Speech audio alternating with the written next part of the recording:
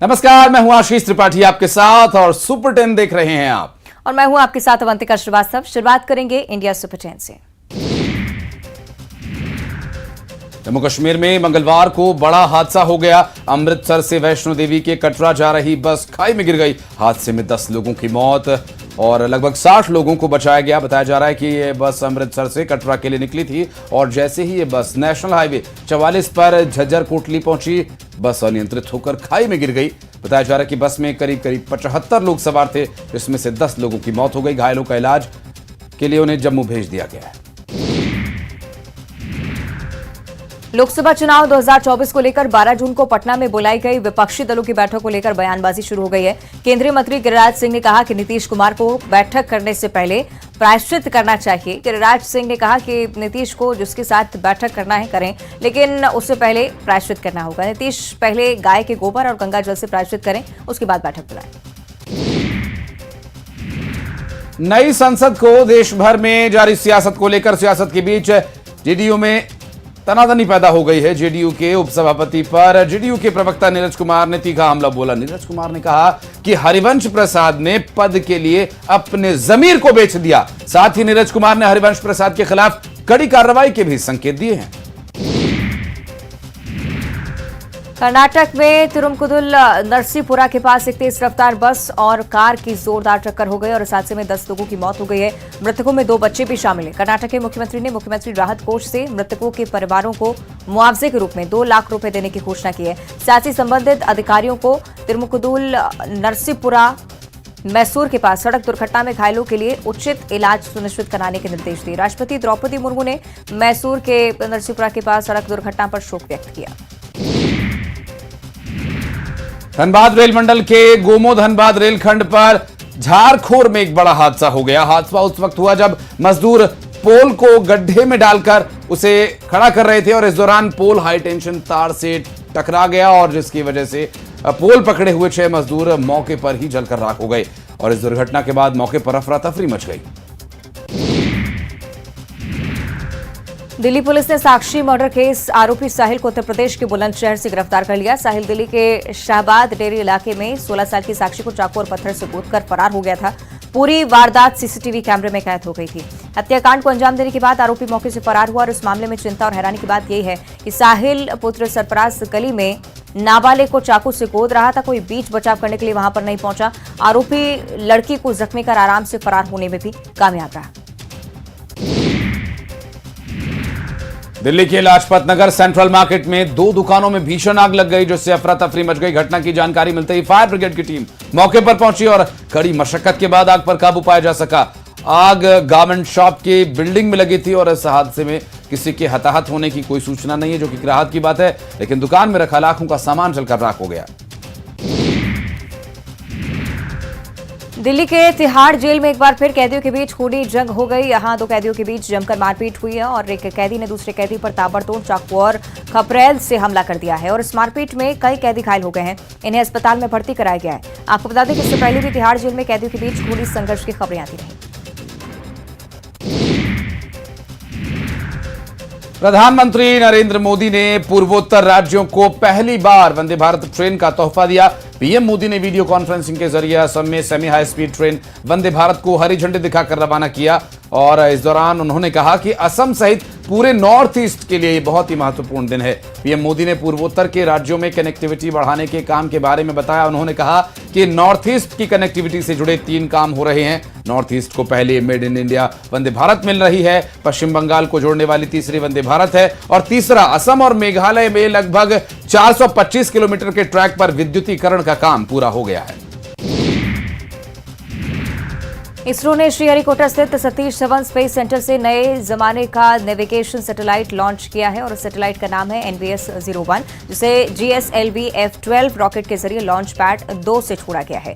इसरो प्रमुख doctor S Somnath ने कहा है कि फिलहाल हम 7 पुराने नाविक सैटेलाइट के सहारे काम चला रहे थे, लेकिन उनमें से 4 ही काम कर रहे हैं, 3 खराब हो चुके हैं। अगर हम तीनों को बदलते तब तक ये 4 भी बेकार हो जाते, इसलिए हमने 5 नेक्स्ट जनरेशन नाविक सैटेलाइट्स NVS को छोड़कर तैयारी की।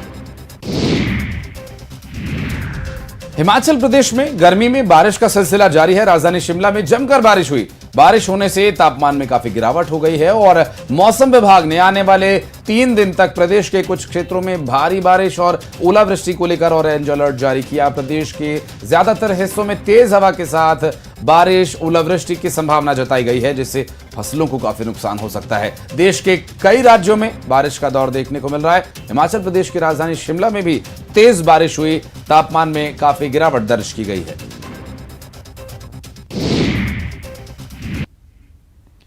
और बढ़ते आगे नजर डालेंगे मध्य प्रदेश सुपर 10 पर।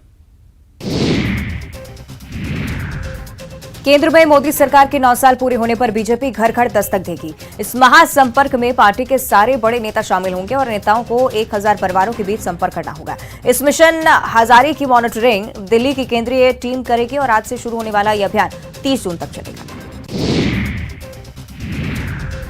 इंदौर में कांग्रेस नेता कमिश्नर कार्यालय पहुंचे और एफआईआर को रद्द करने की मांग की। दरअसल पिछले दिनों कांग्रेस नेताओं ने बीजेपी महिला मोर्चा की नगर अध्यक्ष शैलजा मिश्रा के साथ नारी सम्मान योजना का फॉर्म देते हुए फोटो खिंचवाया था, जिस पर महिला मोर्चा के नगरीय अध्यक्ष ने छतरीपुरा थाने में कांग्रेस प्रवक्ता घनश्याम जोशी, विवेक खंडेलवाल और गिरीश जोशी समेत कई अन्य के खिलाफ मामला दर्ज करा दिया था। और इस एफआईआर को रद्द कराने करीब 100 से ज्यादा कांग्रेस के नेता कमिश्नर कार्यालय पहुंचे। कमिश्नर से मुलाकात कर एफआईआर को रद्द किए जाने की मांग की। ग्वालियर में सड़कों पर छाए अंधेरे से परेशान ऊर्जा मंत्री नगर निगम दफ्तर पहुंचे और इस दौरान तोमर लगभग आधे घंटे बंद कमरे में निगम कमिश्नर से चर्चा करते रहे। अल्टीमेटम दिया है। यह अल्टीमेटम शहर में बंद पड़ी स्ट्रीट लाइट और बदहाल सड़कों को लेकर है और मंत्री तोमर ने 10 दिन में बंद पड़ी सभी स्ट्रीट लाइट्स को चालू करने के साथ बदहाल सड़कों को दुरुस्त करने के निर्देश दिए।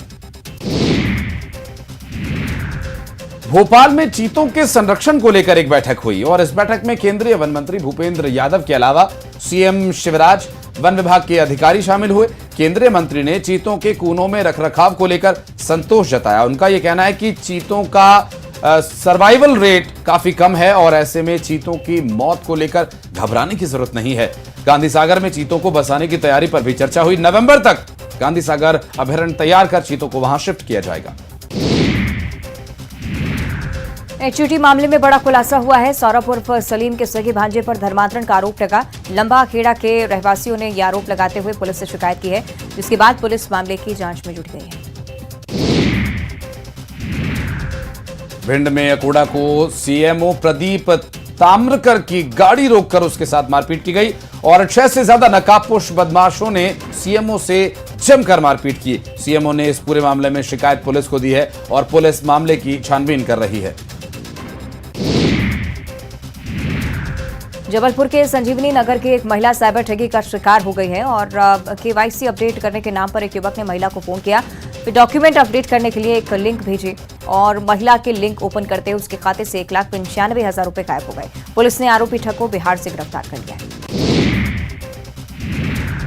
दतिया के इंदरगढ़ तहसील की कृषि मंडी अव्यवस्थाओं और अनियमितताओं की मंडी बन चुकी है, ऐसा वहां अपनी उपज बेचने के लिए आने वाले किसानों का कहना है। और किसानों ने आरोप लगाया कि कृषि मंडी में खटतौली हो रही है, भुगतान समय से नहीं होता और इसके अलावा मंडी में किसानों के लिए कोई सुविधा नहीं है। वहीं मंडी प्रबंधन ने किसानों से जो आरोप किसानों की तरफ से लगाए गए उन्हें खारिज किया है।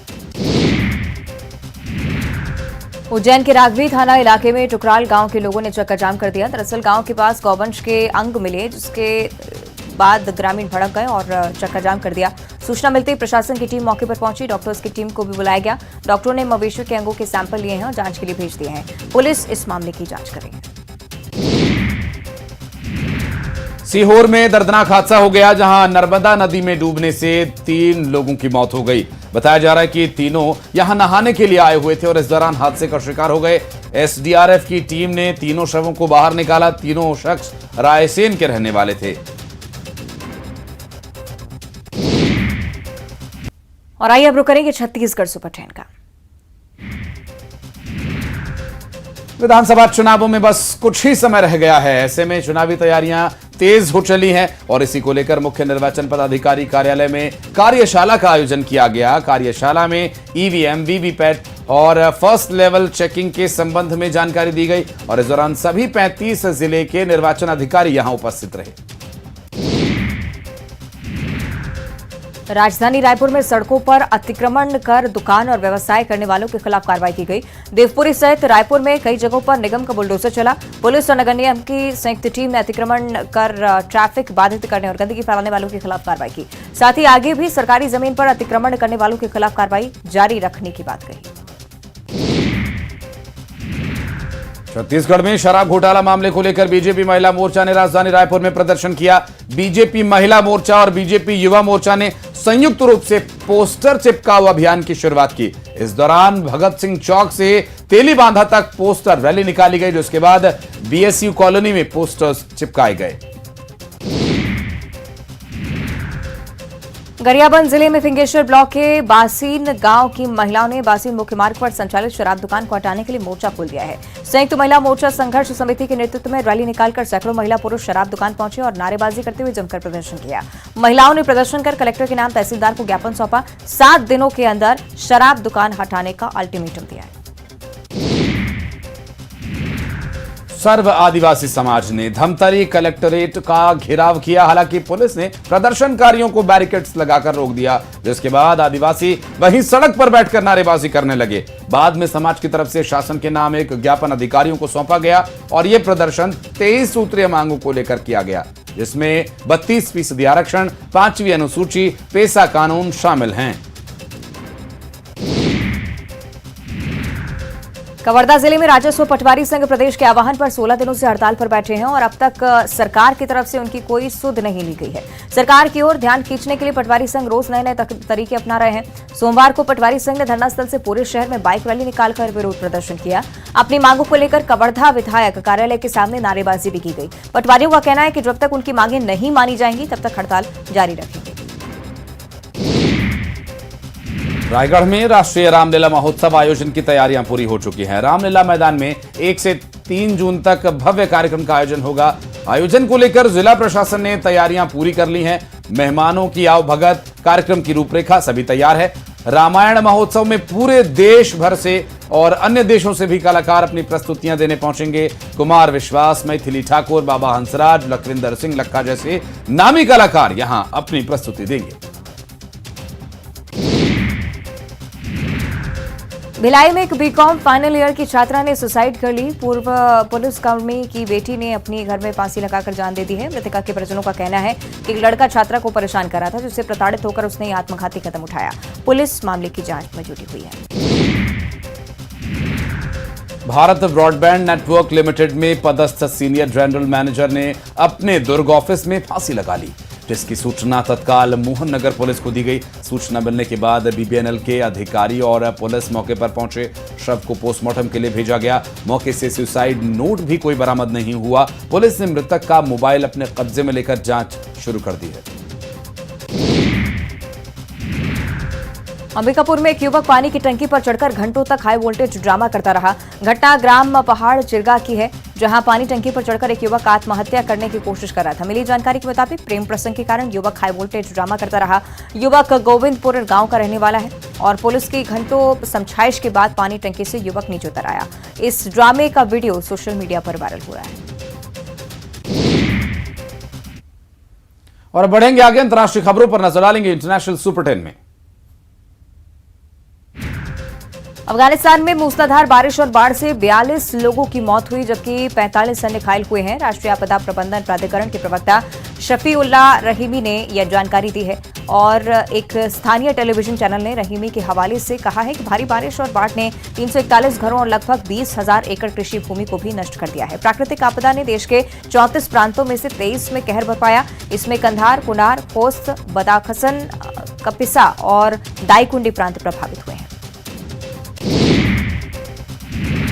इजरायली युद्धक विमानों ने सीरिया की राजधानी दमिश्क स्थित सैन्य ठिकानों पर हमला किया, जिससे भारी नुकसान हुआ। सीरियाई सेना ने एक बयान में कहा कि इजराइल ने अपने कब्जे वाले गोलन हाइट्स के ऊपर से हवाई हमले किए। सीरियाई हवाई सुरक्षा को इसने सक्रिय कर दिया और कुछ मिसाइल्स को रास्ते में ही मार गिराया।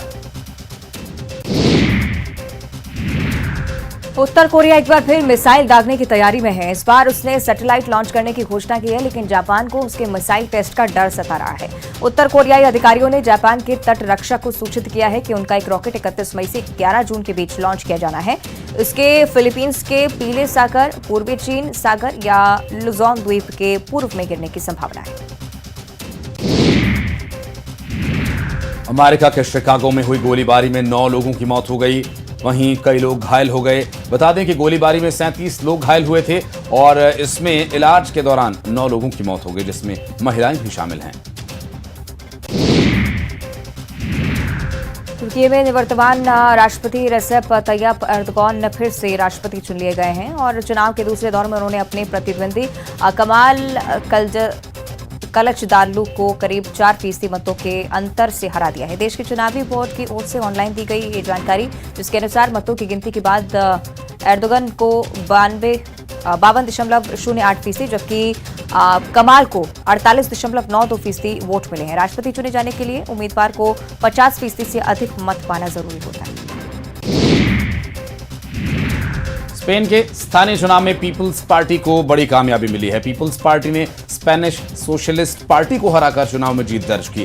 बता दें कि 28 मई को स्पेन में नगरपालिका के लिए चुनाव हुए थे, जिसमें पीपल्स पार्टी के उम्मीदवारों को कामयाबी मिली है। तंजानिया की बंदरगाह शहर दार इस सलाम के एक स्टेडियम में भगदड़ मच गई और इस भगदड़ में एक व्यक्ति की मौत हो गई है, 30 लोग घायल हुए हैं। स्टेडियम में भगदड़ तब मची जब तंजानिया के यंग अफ्रीकन्स और अल्जीरिया के यूएसएम अल्जर के बीच CAF कन्फेडरेशन कप के पहले चरण के फाइनल को देखने के लिए बड़ी संख्या में लोग पहुंचे थे। पेरू सरकार ने अल नीनो के संभावित खतरे को देखते हुए 131 जिलों में 60 दिन के लिए आपातकाल घोषित किया। आधिकारिक राजपत्र एल पेरुआनो में प्रकाशित एक सरकारी आदेश के अनुसार अपुरीमैक, कुस्को, जुनिन और पुनो समेत 9 डिपार्टमेंट्स के 131 जिलों में आपातकाल लगाया गया और एक रिपोर्ट में कहा गया कि डिपार्टमेंट की सरकारों के अल नीनो के कारण पैदा होने वाली संभावित स्थिति से निपटने की प्रक्रिया क्षमता उसकी नहीं है, जिसके चलते राष्ट्रीय स्तर की सहायता की आवश्यकता होगी। यूक्रेन की कीव, पोल्टावा, क्रेमलिन्स्की और लवीव के क्षेत्रों में रात भर विस्फोटों की आवाज सुनाई देती रही। यूक्रेनी मीडिया ने ये जानकारी साझा की है। देश के डिजिटल परिवर्तन मंत्रालय ने बताया कि यूक्रेन के अधिकांश हिस्सों में हवाई हमले के सायरन बजने लगे। विस्फोटों की आवाज कीव, पोल्टाना तक पहुंची। लवीव, ओडेसा, विनित्सिया और चरकासी के क्षेत्रों में भी आवाजें सुनाई दी।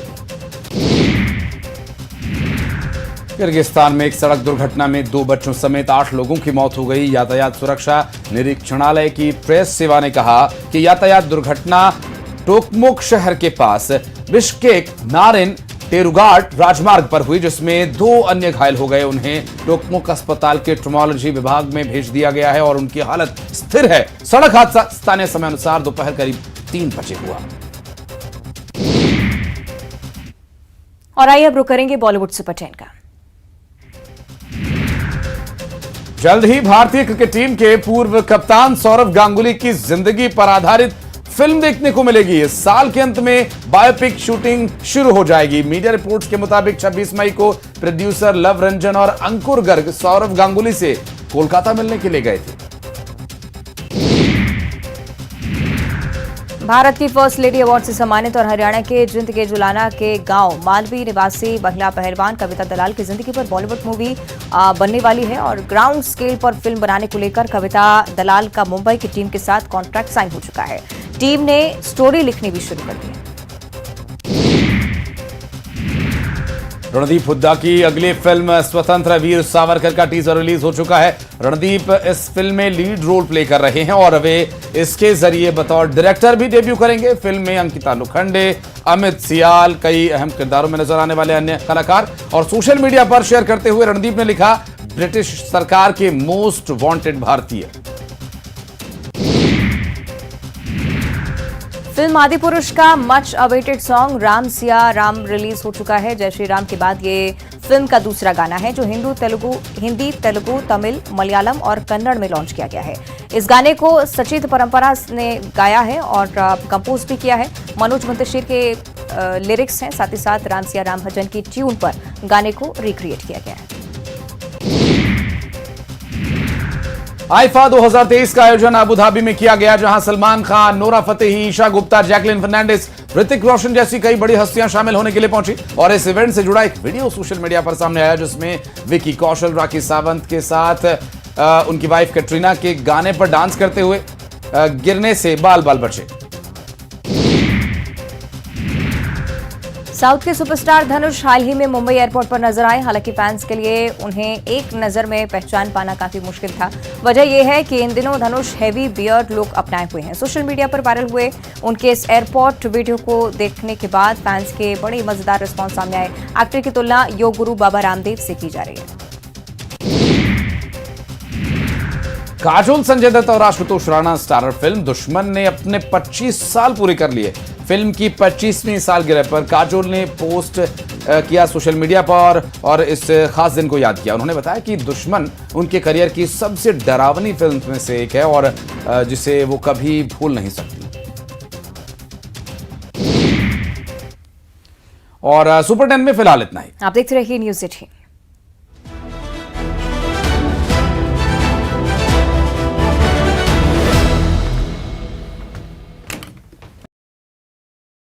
मिड में एयरफोर्स के अपाचे हेलीकॉप्टर की इमरजेंसी लैंडिंग सिंध नदी किनारे भीड़ में उतरा। दोनों पायलट सेफ, सेना के अधिकारी मौके पर पहुंचे। जबलपुर में एनआईए और एटीएस की ज्वाइंट एक्शन में वकील अहदुल्ला उस्मानी के ठिकाने से हथियारों का जखीरा बरामद। एनआईए को रोकने और कार्यवाही में बाधा उत्पन्न करने का मामला दर्ज। वकील के भाई और बेटे समेत 3 लोगों पर मामला दर्ज। जबलपुर में आईएसआईएस की मॉड्यूल पर गृह मंत्री नरोत्तम मिश्रा का बयान। बोले, मस्जिद में करते थे मीटिंग, बिस्मिल्लाह ग्रुप के जरिए चल रहा था नेटवर्क, और भी खुलेंगे राज। कांग्रेस नेता सज्जन सिंह वर्मा का यूटर्न। धीरेन्द्र शास्त्री और प्रदीप मिश्रा पर दिए विवादित बयान पर मांगी माफी।